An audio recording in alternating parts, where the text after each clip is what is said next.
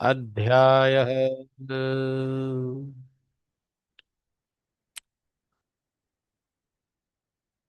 ऊर्ध्वमूलं मधौ शाखम् अश्वत्थं प्राहुरव्ययम् छन्दांसि यस्य पर्णानि यस्तं वेद स वेदवित् अधश्च ऊर्ध्वं प्रसितास्य शाखा गुणा प्रवृद्धा विषया प्रवाला अधश्च मूलानि अनुसन्ततानि कर्मानुबन्धीनि मनुष्यलोके न रूपमस्ये तथोपलभ्यते नान्तो न चादिर्न च सम्प्रतिष्ठा अश्वत्थमेनं सुविरूढमूलम् असङ्गशस्त्रेण दृढेन छित्त्वा ततः पदं तत्परिमार्तिगव्यम्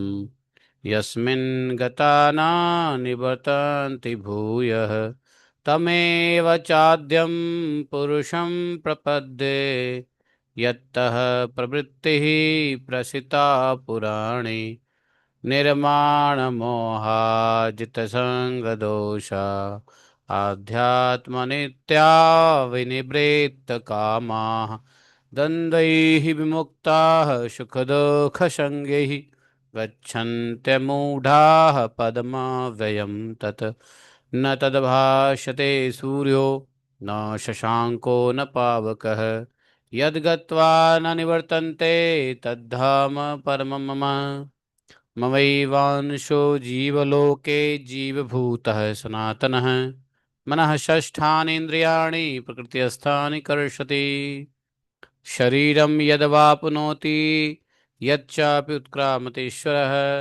गृहीत्वैतानि संयाति वायुगन्धा निवासयात् श्रोत्रं चक्षुः स्पर्शनं च रसनं घ्राणमेव च अधिष्ठाय मनश्चायं विषयानुपसेवते उत्क्रामन्तं स्थं वापि भुञ्जानं वा गुणान्वितं विमूढानानुपश्यन्ति पश्यन्ति ज्ञानचक्षुषः यतन्तो योगिनश्चैनं पश्यन्त्यात्मन्यवस्थितं यतन्तोऽप्य कृतात्मानो नैनं पश्यन्त चेतसः कदादित्यगतं तेजो जगत्भाषते अखिलं यच्चन्द्रमसि यच्चाग्नौ तत्तेजो विद्धि मामकम् गामाविश्य च भूतानि धारयाम्यामोजसा पुष्णामि च सधी शर्वा सोमो भूत्वा रसात्मकः अहं वैश्वानरो भूत्वा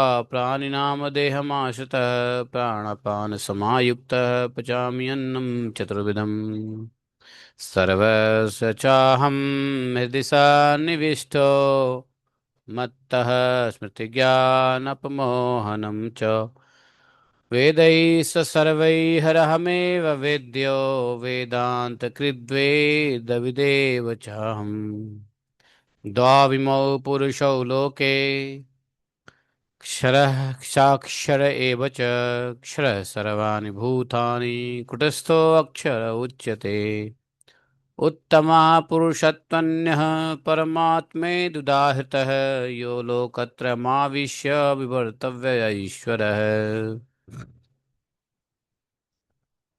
यस्मात्क्षरमतीतोऽहम् अक्षरादपि चोत्तमम् अतोऽस्मि लोके वेदे च प्रथितः पुरुषोत्तमः यो मामेव सम्मूढो जानाति पुरुषोत्तमं स सर्वविद्यति मां सर्वभावेन भारतः इति गुह्यतमं शास्त्रम् इदमुक्तं मया नघ एतद्बुद्ध्वा बुद्धिमान् स्यात् कृतकृतस्य भारत ओम तत्सदिति श्रीमद्भगवद्गीतासु ब्रह्म विद्यायां योगशास्त्रे श्रीकृष्ण अर्जुन संवादे पुरुषोत्तम योगो नाम पंचदशोऽध्यायः।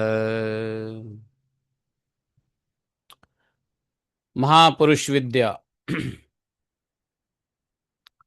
ॐ जितन्ते पुण्डरीकाक्ष नमस्ते विश्वभावनः नमस्ते स्तुषिकेश महापुरुष पूर्वज नमो हिरण्यगर्भाय प्रधानाव्यक्तरूपिणे ॐ नमो वासुदेवाय शुद्धज्ञानस्वरूपिणे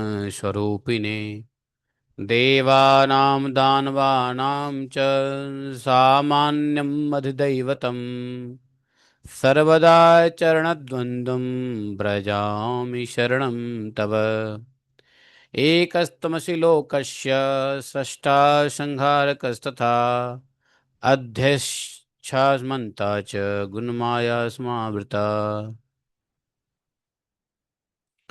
संसारसागरं घोरम् अनन्तं क्लेशभाजनं त्वामेव शरणं प्राप्य निस्तरन्ति मनीषिणः न ते रूपं न चाकारो नायुधानि न चास्पदं तथापि पुरुषाकारो भक्तानां त्वं प्रकाशसे नैव किञ्चित् परोक्षं ते प्रत्यक्षोऽसि न कस्यचित् नैव किञ्चित् सिद्धं ते न च सिद्धोऽसि कस्यचित् कार्याणां कारणं पूर्वं वचसां वाच्यम् उत्तमं योगिनां परमासिद्धि परमं ते पदं विदुः अहं भीतोऽस्मि देवेश संसारे अस्मिन् भयावहे त्राहि मां पुण्डरीकाक्ष न जाने शरणं परम् कालेष्वपि स सर्वेषु दिक्षु सर्वासु च अच्युत शरीरे च गतप्राणे वर्धते मे महद्भयम् त्वत्पादकमलादन्यत् न मे जन्मान्तरेष्वपि निमित्तं कुशलस्यास्ति येन गच्छामि सद्गतिम् विज्ञानं यदिदं प्राप्तं यदिदं ज्ञानमर्जितं जन्मान्तरेऽपि मे देव मा भूदस्य परीक्षय दुर्गतावपि जातायां तं गतिस्त्वं मतिर्मम यदि नाथं च विन्देयं तावतास्मि कृति सदा अकाम कलुषं चित्तं मम ते पादयो स्थितम्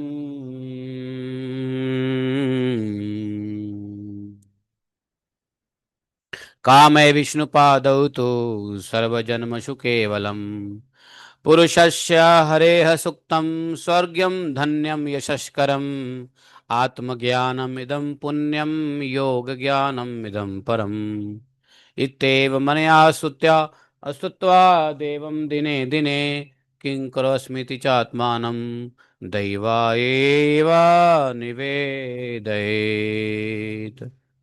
दैवा एव निवेदयेत्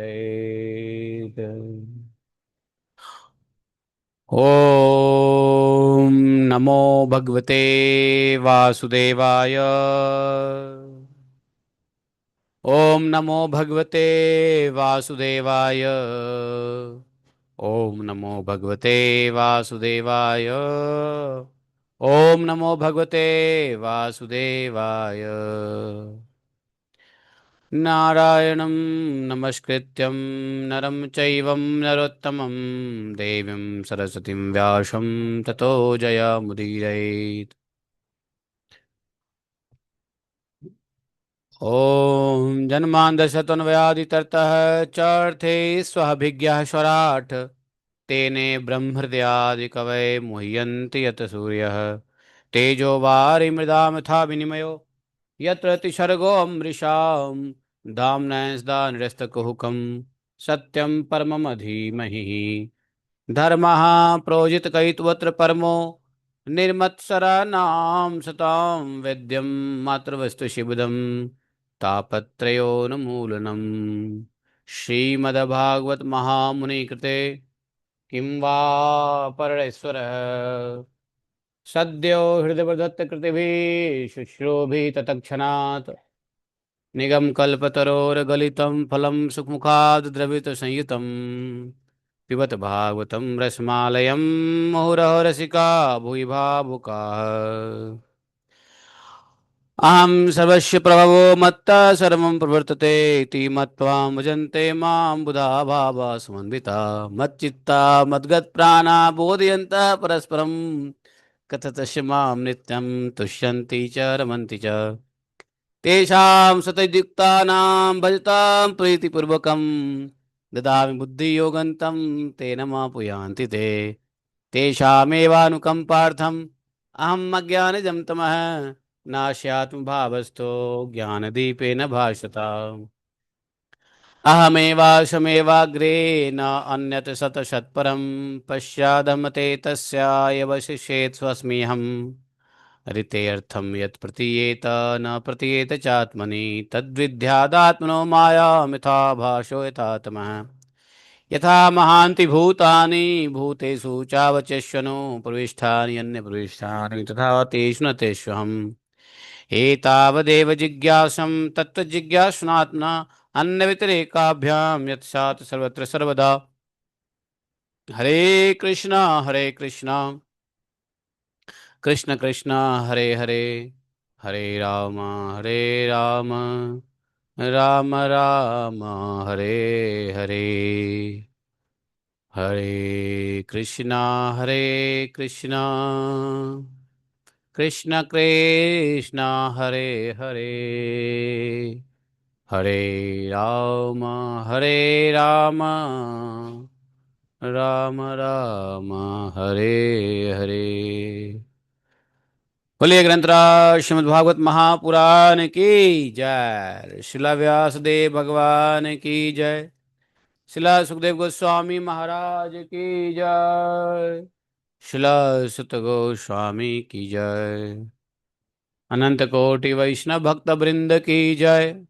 अनंत कोटि वैष्णव गुरु वृंद की जय। अपने अपने गुरु गौरांग की जय। शिला प्रभुपाद की जय। जय जय श्री राधे श्याम। आज नवमी है। नवमी अधिक ज्येष्ठ मास कृष्ण पक्ष की नवमी पूर्व भाद्रपदा है। प्रीति योग है। तैतुल और गढ़कड़न है। दिन मंगलवार है आज। ऋतु ग्रीष्म। उत्तरायण भाद्र पराभाव संवत्सर। उत्तरायण रौद्र संवत्सर भी है।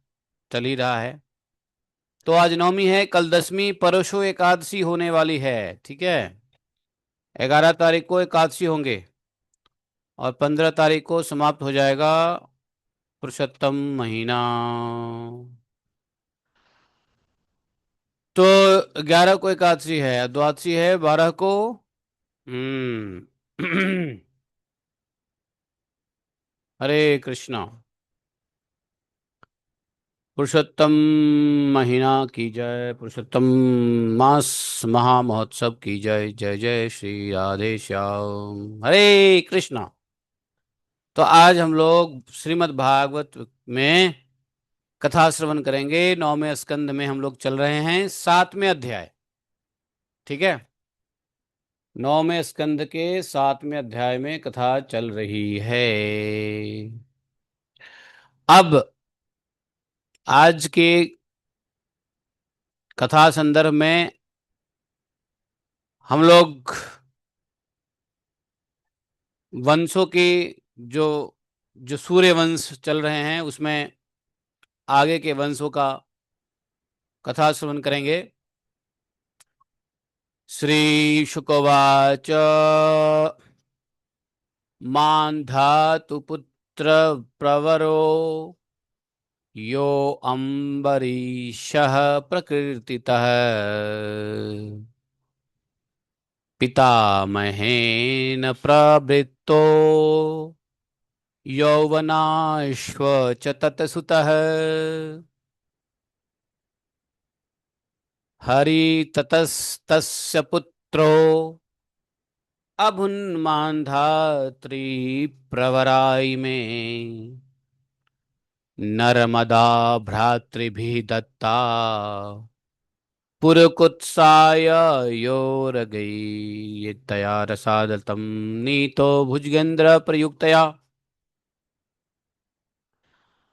गन्धर्वानवधीत तत्र बध्यान वै विष्णु शक्तिधृक् नागालब्धवरः सर्पाद् भयम् अस्मरतामिदम्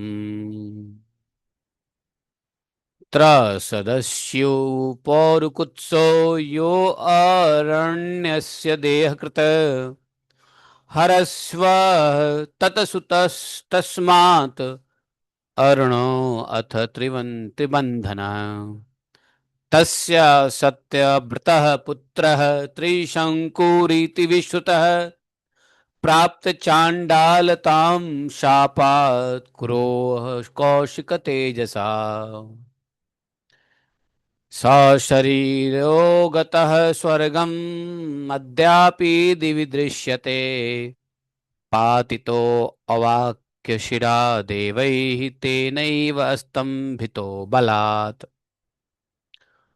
ॐ अज्ञानतिमिरान्धस्य ज्ञानाञ्जनशलाखया चक्षुरुन्मीलितं येन तस्मै श्रीगुरुवे नमः श्रीचैतन्यमनोभीष्टं स्थापितं येन भूतले स्वयं रूप कदा मह्यं ददाति स्वपदान्तिकम् वन्देऽहं श्रीगुरो श्रीयुतपदकमलं शीघ्रो न वैष्णवांश श्रीरूपं साग्रजातं सहगणरघुनाथान्वितं तं सजीवं साद्वैतं सावधूतं परिजनसहितं श्रीकृष्णचैतन्यदेवं श्रीराधाकृष्णपादान् सहगणललिता श्रीविशाखान्वितांश्च हे कृष्ण करुणा सिंधो दीनबंधो जगतपते गोपेश गोपिका कांतं राधा कांतं नमस्ते तप्त कांचन गौरांगी राधे वृंदावनेश्वरी वृषभानुसुते देवी प्रणमामि हरिप्रिये वाञ्छाकल्पतरुभ्यश्च कृपा सिन्धुभयैव च पतितानां पावनेभ्यो वैष्णवेभ्यो नमो नमः।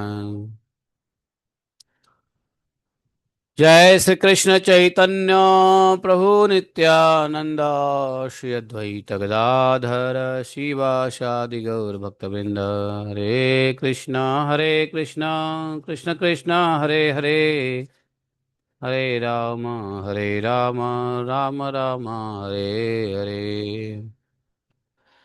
तो सुखदेव जी कथा आगे बढ़ाते हैं। बोले परीक्षित जी मांधाता पहले बता चुके हैं कि मांधाता के पुत्रों में सबसे बड़े कौन थे। मांधाता के पुत्रों में सबसे बड़े कौन थे? अम्बरीश जी। और उनके दादा यवनाश्व ने उन्हें पुत्र रूप में स्वीकार कर लिया। उनका पुत्र हुआ यवनाश्व और यवनाश्व का पुत्र हुआ हरित। तो मांधाता के वंश में ये तीन अवान्तर गोत्रों के प्रवर्तक हुए। मतलब मांधाता के वंश में जो तीन आए वो गोत्र, वहां से गोत्र शुरू हुआ। नागों ने अपनी बहन नर्मदा का विवाह पुरुकुत्स से कर दिया और नागराज वासुकी की आज्ञा से नर्मदा अपने पति को रसातल में ले गई। वहां भगवान की शक्ति से संपन्न होकर पुरुकुत्स ने वध करने योग्य गंधर्वों को मार डाला।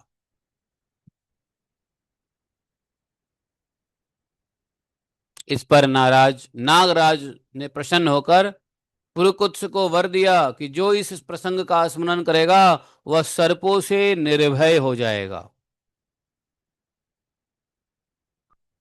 ये ये कथा महाभारत के शुरू में भी आती है। जो महाभारत का वॉल्यूम 1 है उसके शुरुआत में भी यह कथा आती है। तो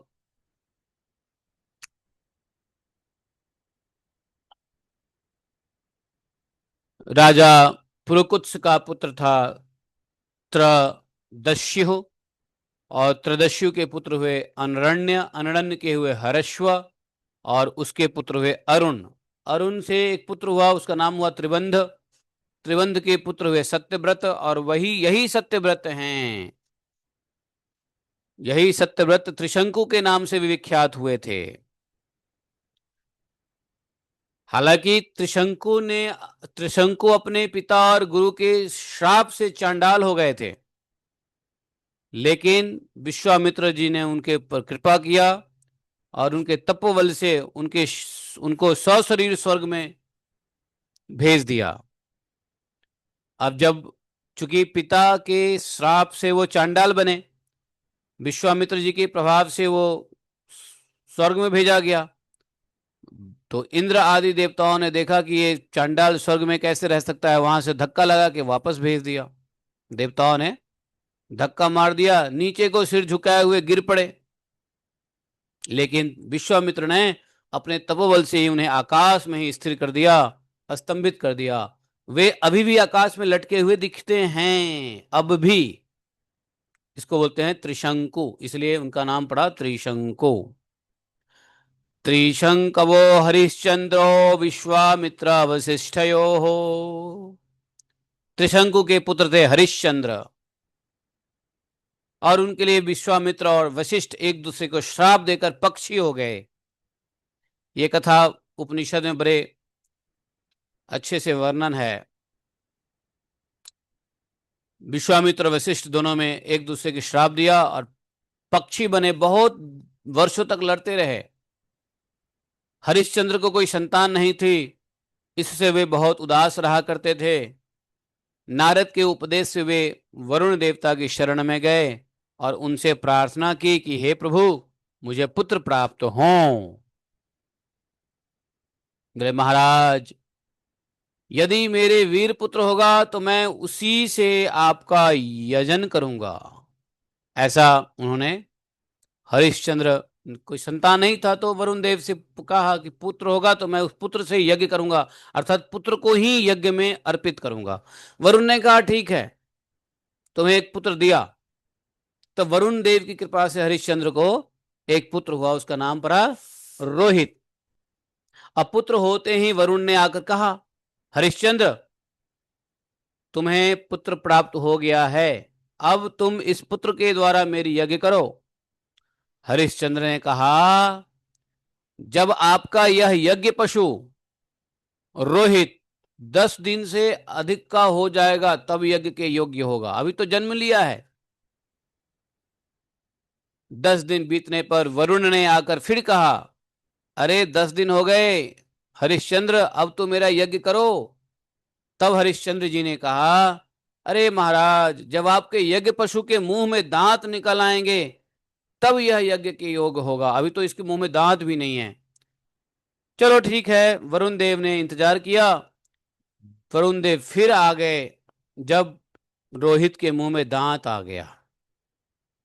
दांत उगाने पर वरुण देव ने कहा, हरिश्चंद्र, अब तो मेरे यज्ञ पशु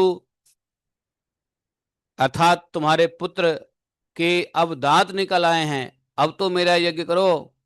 हरिश्चंद्र ने कहा, अरे महाराज वरुण देव, अभी तो इसके दांत, दूध के दांत गिर जाएंगे तब यह यज्ञ के योग्य होगा, अभी तो इसके दूध के ही दांत हैं। दूध के दांत गिर जाने पर वरुण ने कहा आकर के, अब तो यज्ञ करो, अब तो इसके दूध के दांत गिर गए, बड़ा हो गया अब। तब हरिश्चंद्र ने कहा, अरे महाराज, जब इसके दोबारा दूध के दांत आएंगे ना, दोबारा दांत आएंगे, अभी तो दूध के दांत गिर गए, ठीक है, अब दोबारा पक्का दांत आएगा तब यह आपका यज्ञ पशु, मेरा पुत्र, यज्ञ के योग्य हो जाएगा।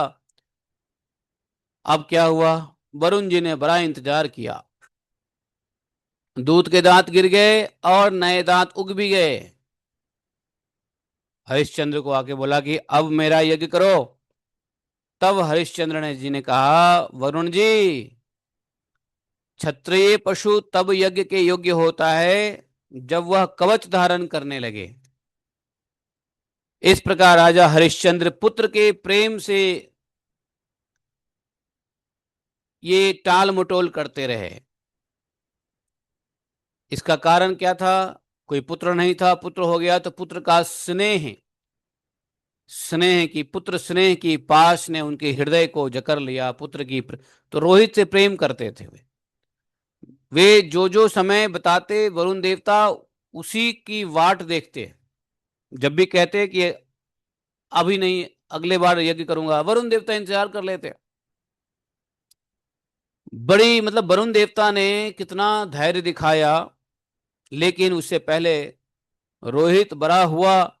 जब रोहित को पता चला कि मेरे पिताजी तो मेरा बलिदान करना चाहते हैं, तब वह अपने प्राणों की रक्षा के लिए हाथ में धनुष लेकर वन में चला गया। और कुछ दिन के बाद उसे मालूम हुआ कि वरुण देवता ने रुष्ट होकर मेरे पिताजी पर आक्रमण किया है, और इस आक्रमण की वजह से महोदर रोग से पीड़ित हो रहे हैं। तब रोहित अपने नगर की ओर वापस आया, परंतु इंद्र ने आकर उसे रोक दिया। कहा, बेटा रोहित सुनो, तुम वापस महल में मत जाओ, नहीं तो तुमको यज्ञ पशु बनकर मरने मरने पड़ेंगे। इससे अच्छा है कि पवित्र तीर्थ और क्षेत्रों का सेवन करते हुए पृथ्वी पर घूमो। इंद्र की बात मानकर रोहित 1 वर्ष तक और वन में ही रहा। यदि वो महल में आ जाता तो यज्ञ करना पड़ता। रोहित 1 साल के बाद, दूसरे साल, तीसरे साल, चौथे साल, 5वें साल बार बार अपने पिता के पास जाने का विचार करने लगा। लेकिन हर बार जब बार सोचता कि मैं पिता के महल में जाऊं, पिता से मिलूं, हर बार इंद्रदेव आके ब्राह्मण के भेष में इंद्रदेव आते थे और रोक देते थे। तो इस प्रकार 6 वर्ष तक रोहित वन में ही रहा। फिर क्या हुआ? 7वें वर्ष में जब वह अपने नगर को लौटने लगा, तब उसने अजित गर्त से उनके मझले पुत्र शुनहशेप को मोल ले लिया और उसे यज्ञ पशु बनाने के लिए अपने पिता को सौंपकर उनके चरणों में नमस्कार किया।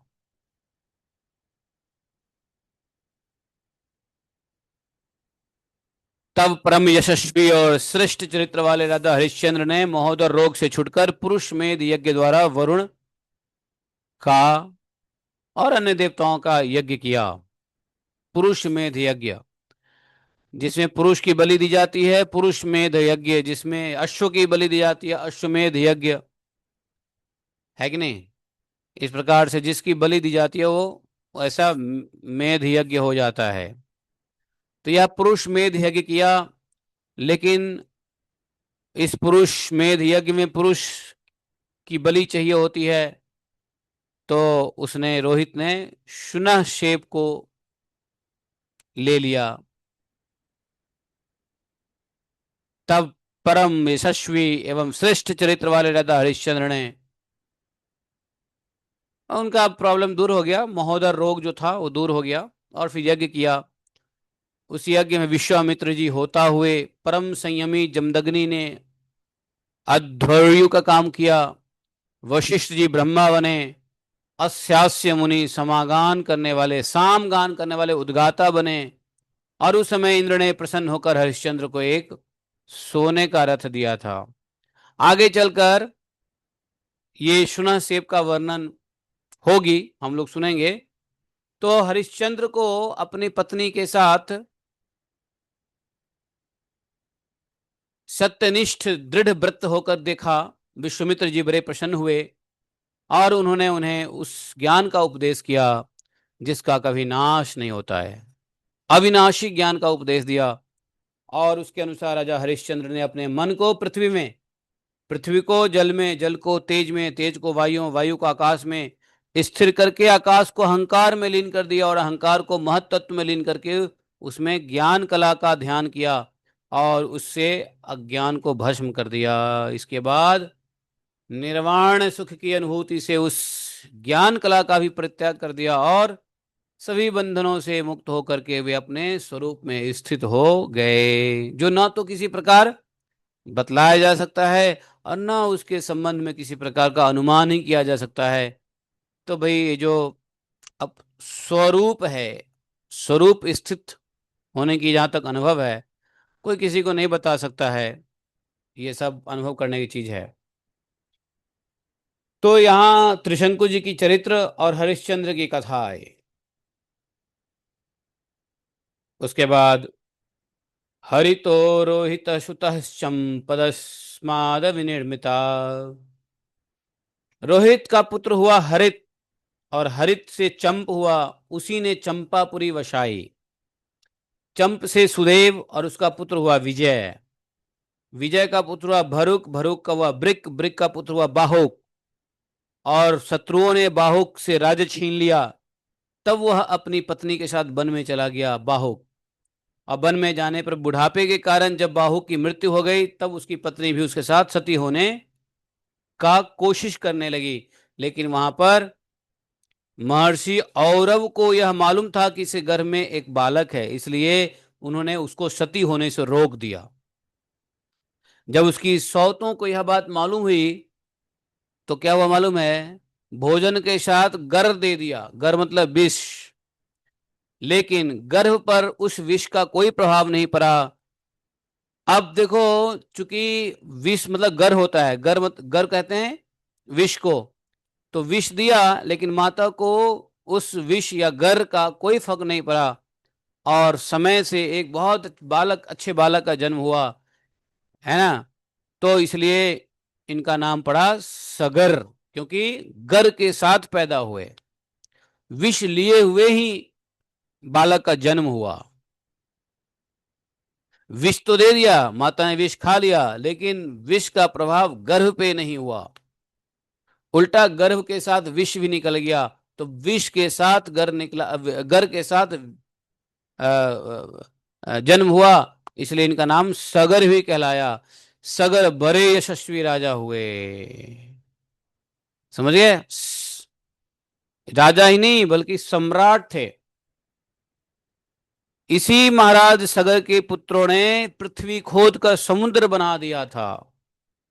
और सगर जी ने अपने गुरुदेव औरव की बात मानकर, आज्ञा लेकर, ताल जंग, यवन, शक, है और बर्बर जाति के लोगों का वध नहीं किया, बल्कि उनको हत्या के बदले विरूप बना दिया, विरूप कुरूप बना दिया।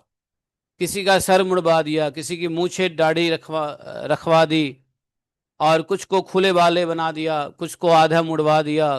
कुछ लोगों को सगर जी ने केवल वस्त्र ओढ़ने की ही आज्ञा दी, पहनने की नहीं। और कुछ को केवल लंगोटी पहनने को ही कहा, ओढ़ने को नहीं। इसके बाद राजा सगर ने औरव ऋषि के उपदेशानुसार अश्वमेध यज्ञ के द्वारा संपूर्ण वेद एवं देवता मय आत्मस्वरूप सर्वशक्ति भगवान की आराधना की। उसके यज्ञ में जो घोड़ा छोड़ा गया था, अश्वमेध यज्ञ किया ना, उस घोड़े को इंद्र ने चुरा लिया।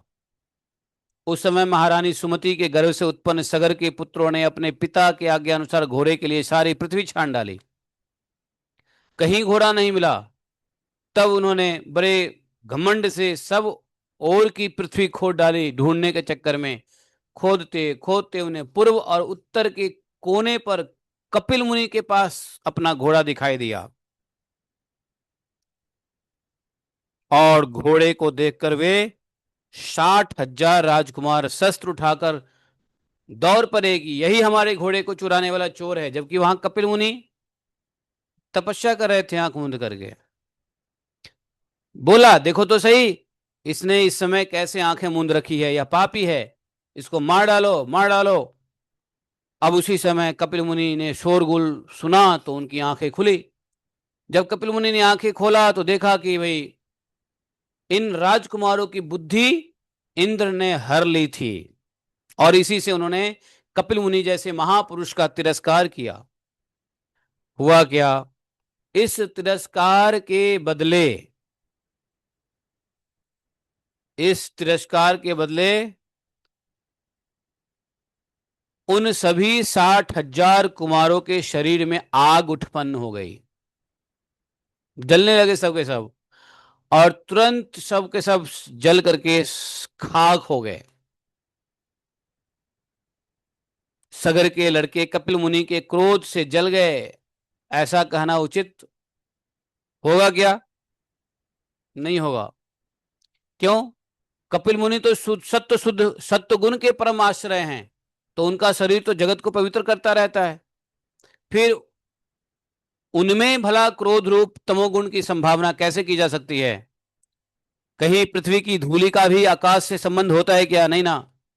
तो यह संसार सागर एक मृत्यु पथ है, इसके पार जाना अत्यंत कठिन है। परंतु कपिल मुनि ने इस जगत में सांख्य शास्त्र की एक ऐसी दृढ़ नाव बना दी है कि व्यक्ति इससे मुक्ति की इच्छा रखने वाला कोई भी व्यक्ति उस समुद्र को पार कर सकता है। वे केवल परम ज्ञानी ही नहीं, स्वयं परमात्मा हैं कपिल भगवान। उनमें भला यह शत्रु और मित्र इस प्रकार की भेद बुद्धि हो कैसे सकती है? नहीं। तो सगर की दूसरी पत्नी का नाम था केशनी और उसे गर्भ से असमंजस का पुत्र हुआ। सगर, असमंजस, असमंजस का पुत्र हुआ अंशुमान। अंशुमान जो था अपने दादाजी सगर की आज्ञा पालन करता था और सगर जी के ही सेवा में लगा रहता था। पोता पोता अंशुमान। असमंजस पहले जन्म में योगी थे, पूर्व जन्म में, समझे, और संग के कारण वे योग के से विचलित हो गए थे, परंतु अब भी उन्हें अपने पूर्व जन्म का स्मरण था, याद था अपने पूर्व जन्म, इसलिए वे ऐसे काम किया करते थे जिनसे भाई बंधु उन्हें प्रिय ना समझे। वे कभी कभी तो अत्यंत निंदित कर्म कर बैठते थे और अपने को पागल जैसा दिखलाते थे, यहां तक कि खेलते हुए बच्चों को सरयू में फेंक देते थे। इस प्रकार उन्होंने लोगों को उद्विग्न कर रखा था। असमंजस, बल्कि असमंजस को के बारे में सुनकर के लोगों को असमंजस हो जाता था कि कैसा वे आदमी है, लेकिन वो अंदर से प्रबुद्ध थे। संसार दुनिया उनको अच्छा ना कहे, भाई बंधु उनको प्रिय ना समझे, इसलिए वो निंदित कर्म करते रहते थे, पागल जैसे बने रहते थे। अंत में उनकी ऐसी करतूत देखकर पिता ने पुत्र स्नेह को तिलांजलि दे दी। मतलब असमंजस को इस प्रकार से देख करके पिता ने तिलांजलि दे दी पुत्र स्नेह को। तो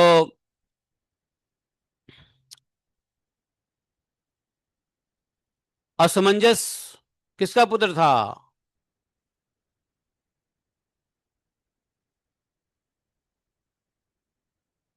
सगर महाराज के, यस। और उनके पुत्र हुए थे, असमंजस के पुत्र हुए थे अंशुमान। तो अयोध्या, लेकिन हुआ क्या, असमंजस जिस जिस बच्चों को सरयू नदी में फेंक देते थे उसको अपने योग बल से जिंदा भी कर देते थे बालकों को, और अपने पिता को दिखा दिया, देखो सभी बच्चों को मैं जिंदा कर दिया हूं। वन में चले गए। अयोध्या के नागरिक ने जब देखा कि हमारे बालक तो फिर लौट आए,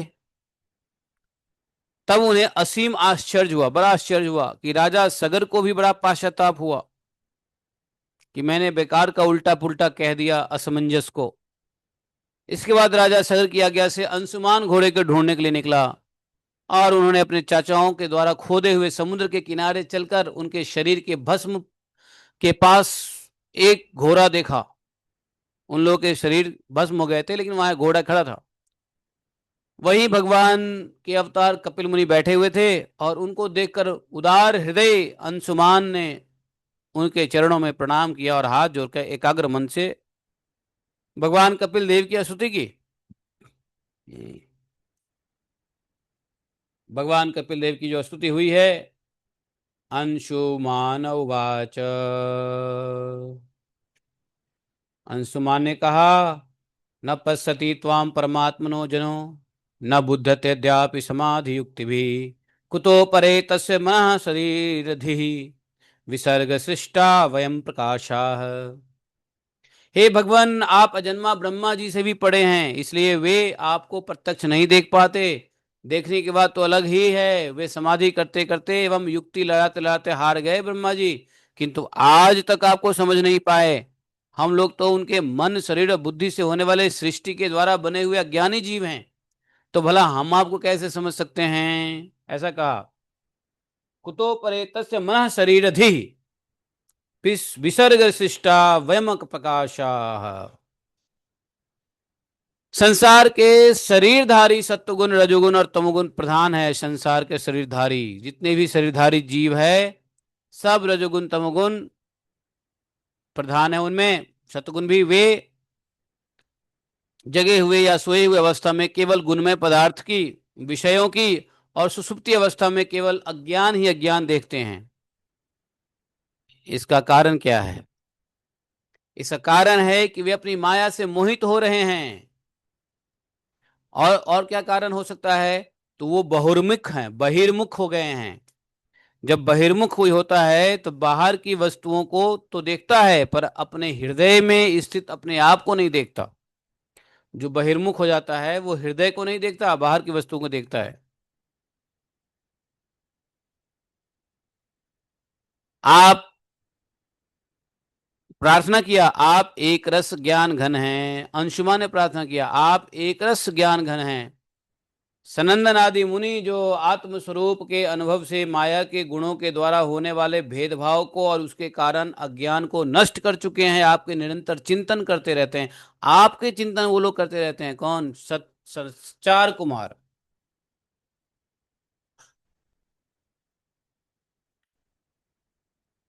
माया के गुणों में ही भुला हुआ मैं मूढ़ किस प्रकार आपका चिंतन करूं?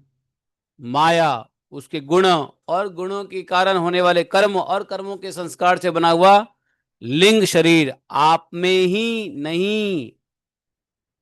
न तो आपका नाम है, न तो रूप है। आपने न कार्य है और न आपने कुछ करना है। इसलिए आप सनातन आत्मा हैं। ज्ञान का उपदेश करने के लिए भी आपने यह शरीर धारण धारण कर रखा है। हम आपको नमस्कार करते हैं। हे प्रभु, यह संसार आपकी माया की करामात है। आपको सत्य समझकर काम, लोभ, ईर्ष्या और मोह से लोगों का चित्त शरीर और घर आदि में भटकने लगता है। लोग इसी के चक्कर में फंस जाते हैं। समस्त प्राणियों की आत्मा प्रभु आज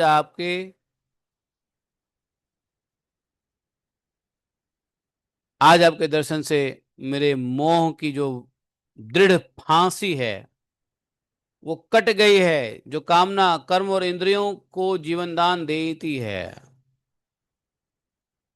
सुखदेव जी कहते हैं, परीक्षित जी, इत्थम गीता अनुभा इत्थम गीता अनुभावस्त्वं भगवान कपिलो मनु मुनि अंशमन्तम वाचेदम अनुगृह धिया नृप। तो अंशुमान जी तो जानते ही थे, तो भगवान कपिल मुनि के प्रभाव का इस प्रकार से गायन किया और भी किया। तब उन्होंने मन ही मन अंशुमान पर बड़ा अनुग्रह किए भगवान ने, और भगवान ने अंशुमान से कहा, भगवान वाच, भगवान ने क्या कहा? अश्यो अयम नियताम वत्स पितामह पशुस्तव इमे च पीतरो दग्धा गंगाम्भोहर अंतिने नेतरत। भगवान ने कहा, बेटा, यह घोड़ा तुम्हारे पिता दादाजी का यज्ञ पशु है। तुम इसको ले जाओ। तुम्हारे जले हुए चाचाओं का उद्धार केवल गंगा जल से होगा, और कोई उपाय नहीं है। अंशुमान ने बड़ी विनम्रता से उन्हें प्रसन्न करके परिक्रमा किया और घोड़े को लेकर के सगर। अब सगर जी इधर यज्ञ पशु के द्वारा यज्ञ की विशेष क्रिया समाप्त की। तब राजा सगर ने अंशुमान को राज्य का भार सौंप दिया और स्वयं विषयों से निवृत्त होकर के, रिटायर्ड होकर के बंधन मुक्त हो गए, और उन्होंने महर्षि औरव के बतलाए हुए मार्ग से परम पद की प्राप्ति की।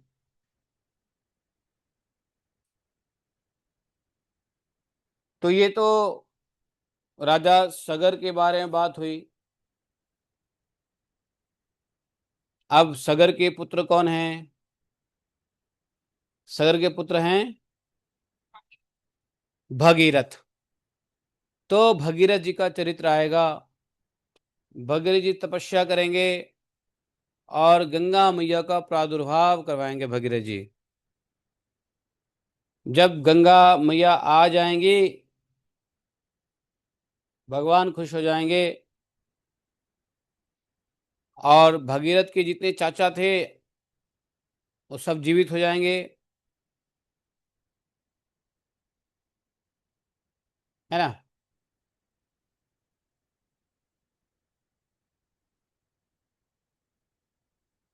तो अब भगीरथ जी जो है,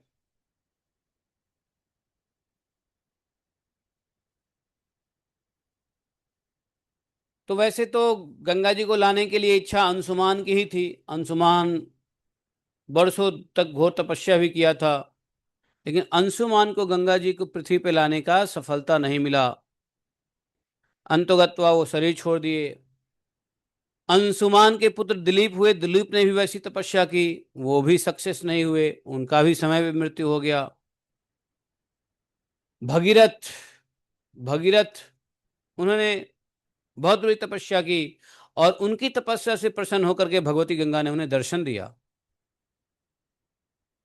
और कहा।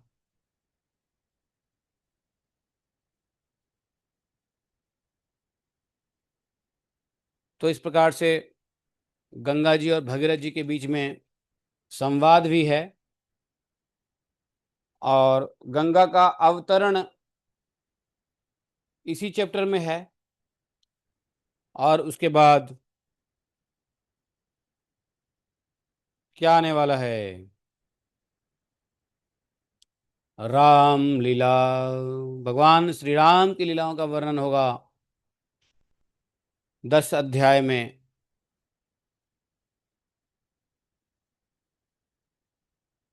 रामलीला का वर्णन होने के बाद भगवान के शेष लीलाओं का वर्णन होगा।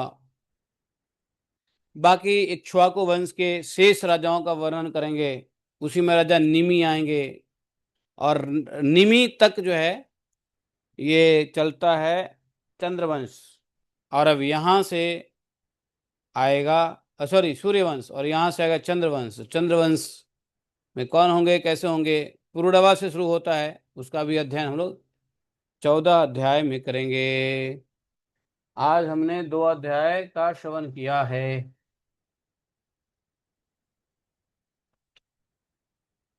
ठीक है। थोड़ा गर्ग संहिता को थोड़ा तेजी से आगे बढ़ाते हैं। उसमें 62 चैप्टर है, अभी हम लोग 17वें 18वें पे है। तो थोड़ा गर्ग संहिता को आगे बढ़ाते हैं, भागवतम को यहीं रोकते हैं। बोलिए ग्रंथराज श्रीमद् भागवतम की जय। एकम शास्त्रम देव की पुत्र गीतम, एको देवो देव की पुत्र एव। एकम मंत्रस्य तस्य नामानि यानि कर्मापि तस्य देवस्य सेवाः। तमेव माता च पिता तमेव, तमेव बन्धुश्च सखा तमेव, तमेव विद्या द्रविणं तमेव, तमेव मम सर्वदेव देवः। कृष्णाय वासुदेवाय हरे परमात्मने प्रणतक्लेशनाशाय गोविन्दाय नमो नमः। हे कृष्ण करुणा सिंधो दीनबंधो जगतपते गोपेश गोपिका कांतम राधा कांतम नमस्ते तप्त कांचन गौरांगी राधे वृंदावनेश्वरी विश्वामित्री देवी स्वामी हरिप्रिये। वाञ्छा कल्पतरुभ्यश्च कृपा सिन्धुभैव च पतितानां पावनेभ्यो वैष्णवेभ्यो नमो नमः। जय श्री कृष्ण चैतन्य प्रभु नित्यानंद, श्री अद्वैत गदाधर शिवासादि गौरभक्तवृंद।